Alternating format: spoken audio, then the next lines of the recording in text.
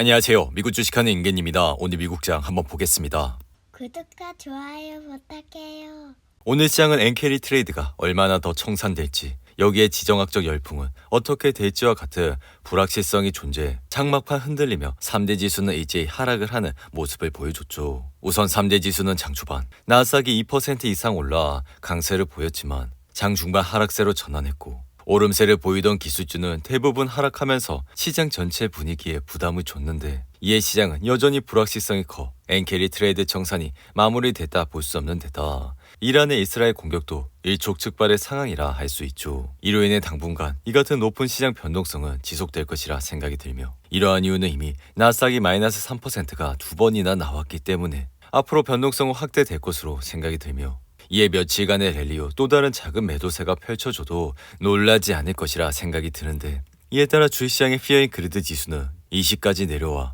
시장은 여전히 극도의 공포감에 들어와 있고, 이러한 시기는 1년 중 한두 번밖에 찾아오지 않는 기회라 주식을 매도하기보다는 좋은 주식들을 분할로 매수를 하시라 말씀을 드린 바가 있죠. 이에 인공지능 대장 엔비디아는 이날 5% 이상 하락해 98달러로 마감했고, 사실 이날 엔비디아는 4% 이상 급등해 108달러까지 치솟았지만 장 막판 접어들어 약세로 돌아서 5% 넘게 하락해 결국 100달러 선이 무너지는 모습을 나타냈습니다. 덩달아 이날은 엔비디아에 호재가 잇따랐지만 주가는 급락하는 모습을 나타냈는데, 전날 장 마감 뒤 AI용 서버 데이터 업체 슈퍼마이크로 컴퓨터는 분기 실적 발표에서 엔비디아 블랙의 반도체 지원이 크게 문제가 안 될 것이라 낙관했고, 여기에 더해 엔비디아는 삼성전자의 HBM이 엔비디아 AI 플랫폼에 장착되면서 공급 제약 문제가 일부 해소될 것이란 기대감까지 나왔는데, 이어 슈퍼마이크로 컴퓨터의 CEO 찰스 리앙은 실적 발표를 하면서 블랙의 출하가 지연되는 것은 크게 문제되지 않는다 밝혀, 개인적인 생각 역시 신기술이 적용된 반도체를 개발하면 이 같은 출하 지연 문제는 이례적인 것이 아니라, 여기에 블랙의 반도체 출하 지연에도 기존 호퍼 반도체를 활용해 서버와 데이터 센터를 공급할 수 있을 것이라 생각이 드는데, 이와 함께 엔비디아는 공급망 차질 문제도 일부 해소가 돼 삼성의 HBM 반도체가 엔비디아의 AI 반도체 적합성 테스트를 통과했고, 이 엔비디아는 삼성의 합류로 SK 하이닉스와 마이크론 등 세계 메모리 메이저로부터 AI 반도체 플랫폼에 대한 HBM을 조달받게 됐다 할 수 있죠. 그럼에도 불구하고 엔비디아는 이날 상승폭을 반납하면서 주가는 돌연 5% 이상 하락해 여전히 흔들리는 모습을 보여주고 있고, 이에 파이퍼 샌들러는 최근 보고서에서 엔비디아는 고점 대비 30% 이상 급락해 지금은 저가 매수할 수 있는 엄청난 기회가 될 것이라 밝혀 엔비디아의 비중 확대 등급과 목표 주가를 140달러로 제시하는 모습을 보여줬습니다. 이에 개인적인 생각 역시 엔비디아는 근본적으로 AI 전용칩 분야의 절대 강자라 올해 출시될 최신의 인공지능 전용칩 블랙엘이 2025년까지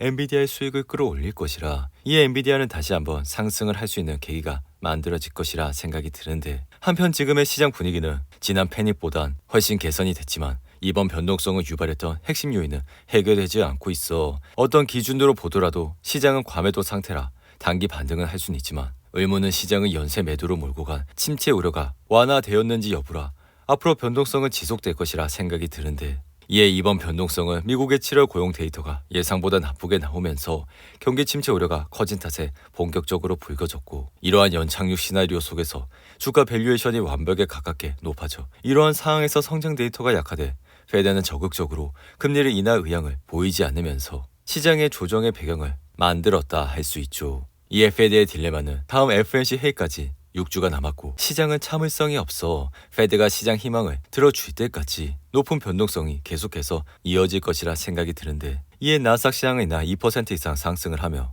16,700까지 올라갔지만 장 막판 하락세를 보여 결국 1% 하락으로 마감했고, 이미 나스닥은 지난 7월 24일 마이너스 3%를 기록한 이후 8월 5일엔 마이너스 3.4%를 기록해, 이러한 말은 즉 시장은 공황 상태로 빠져들어 연일 극심한 변동성에 시달리고 있다 할 수 있죠. 여기에 미국의 경기 침체가 이번 변동성을 촉발했다면 엔캐리 트레이드의 청산이 기술적 측면에서 이를 더 증폭시켰는데, 이에 개인적인 생각은 캐리 트레이드 청산은 완전히 끝난 것이 아니라 이런 급격한 청산이 나타났던 대부분은 그 속도는 느리더라도 청산 움직임이 지속하는 경향이 있어 증시의 변동성은 높아질 것이라, S&P 500 지수 역시 7월 16일 이후 사상 최고치에서 10% 가까이 떨어져 조정장에 들어왔고, 이러한 규모의 조정은 드문 일은 아니라 한 해 평균 5% 이상의 하락은 3번, 10% 이상의 하락은 평균적으로 매년 1회 발생해 여기에 2년에 한 번씩은 15% 규모의 조정이 생겼기 때문에 이러한 조정은 생각보다 드문 일은 아니라 할 수 있습니다. 이에 개인적인 생각은 우리는 당분간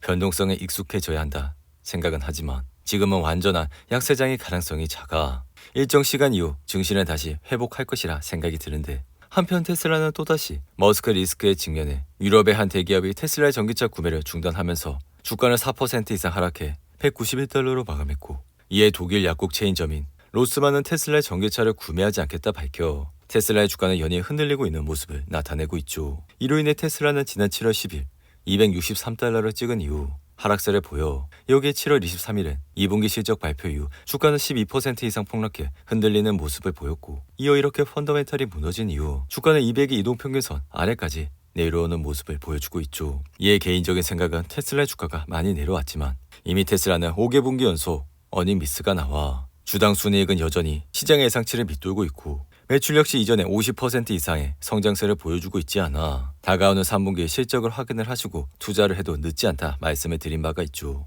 이어 시가총액 1위 애플은 이날 1% 이상 상승해 209달러로 마감했고 애플은 최근 2분기 시장 예상치를 상회하는 실적을 발표한 이후 이틀간 주가는 하락세를 보이다가 이날은 다시 상승을 하는 모습을 나타냈는데 그럼에도 불구하고 버핏은 애플 지분을 절반으로 줄여 현금 보유액을 기록적인 수준까지 늘린 것으로 나타나 이 같은 행보는 우리가 예상했던 것보다 훨씬 큰 규모의 매각이라 애플의 주가는 연이어 흔들리고 있는 모습을 나타내고 있습니다. 한편 가상화폐 대장 비트코인은 경기 침체 우려로 여전히 55,000달러에서 흐름을 이어가고 있고 반면 사이버 보안 주식 포티넷은 강력한 2분기 보고서와 낙관적인 분기 지침에 주가는 25% 급등하는 모습을 나타냈는데 이어 포티넷은 14억 3천만 달러의 매출과 주당 순이 57센트를 거둬 이 같은 실적은 시장 예상치 14억 달러의 매출에 주당 41센트의 실적을 크게 상회하는 모습을 나타냈죠. 여기에 더해 캐나다 전자상거래 회사인 쇼피파이는 2분기에 대한 기대치를 뛰어넘어 주가는 거의 18% 이상 급등했는데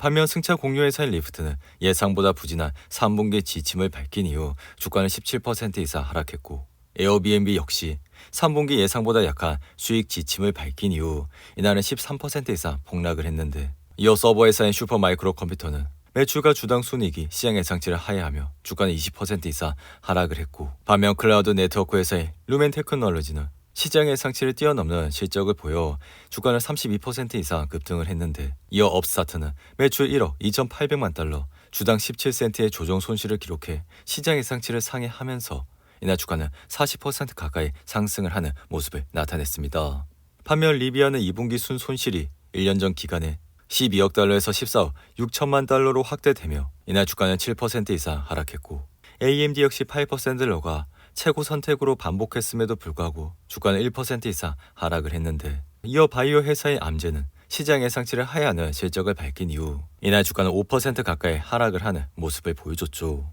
오늘도 8분이 넘는 긴 영상 끝까지 시청해 주셔서 감사하고요. 가시기 전에 구독과 좋아요 잊지 마시고 그럼 저는 다음 영상에서 찾아뵙겠습니다. 감사합니다.